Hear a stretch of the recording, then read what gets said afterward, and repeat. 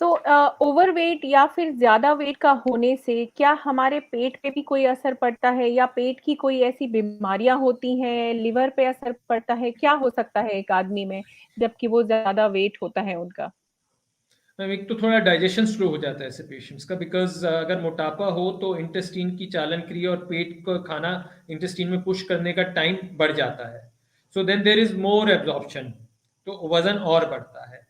दूसरा होता है फैट जो है वो लिवर में जमना शुरू होता है, और फैटी लिवर जो है वो बिगिनिंग ऑफ डायबिटीज है, या मेटाबॉलिक सिंड्रोम जिसमें diabetes, blood pressure, heart disease वगैरह सब इंक्लूड हो जाते हैं। उसकी शुरुआत फैटी लिवर से होती है। आज से 20-25 साल पहले सोचा जाता था, जब हम लोग पढ़ रहे थे, कि फैटी लिवर सबको होता है, सबको होता है, और कई मरीज आते थे जिनका लिवर खराब हो गया होता था बिल्कुल, बट कोई कारण नहीं मिलता था। फिर साइंस ने रियलाइज किया ये सब फैटी लिवर था, जिससे वजन लिवर इतना खराब हो गया कि लिवर ट्रांसप्लांट की जरूरत है।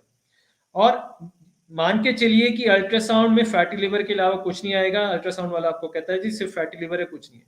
नहीं, वो सिर्फ फैटी लिवर ही आगे 10-15 साल में आपकी जिंदगी दूभर कर सकता है।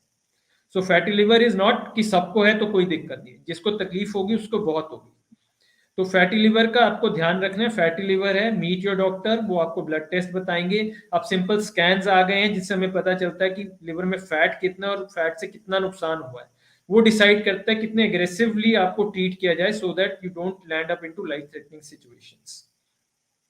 सो फैट अराउंड योर वेस्ट या fat on your abdomen indicates कि अंदर भी फैट जम रहा है। जी, बिल्कुल।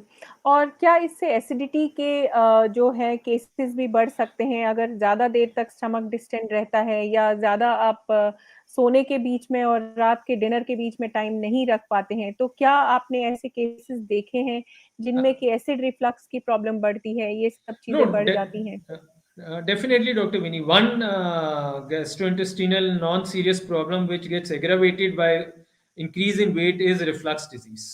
उसमें कोई कंफ्यूजन नहीं है, क्योंकि मैंने कहा ना, खाना पेट में ज्यादा देर रहेगा तो ऊपर आने के चांसेस ज्यादा होंगे। तो जिसको रिफ्लक्स की प्रॉब्लम है उसका वजन बढ़ेगा, या ओवरवेट है तो उसको रिफ्लक्स ज्यादा होगा।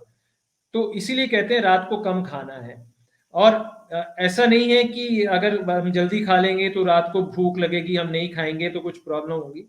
इनफैक्ट अब एक डॉक्यूमेंटेड स्ट्रेटेजी है वेट लॉस की, जिसको इंटरमिटेंट स्टार्विंग कहा गया है, कि आपने जो खाना है आप 6 घंटे में खा लो दिन में, बाकी आप 18 घंटे कुछ नहीं रेस्ट खाएंगे, ऑफ या आठ बॉडी। घंटे में खा लें, बाकी कुछ नहीं खाएंगे। You decide what suits you best. But 12 से 14 घंटे दिन में ऐसे होने चाहिए जहां आपने कुछ नहीं खाया, except maybe for black tea, coffee पसंद है कॉफी पी ली विदाउट शुगर, पानी पी लिया, नींबू पानी बिना चीनी के पी लिया, that separate, but you will not eat any calorie dense thing. That is very important.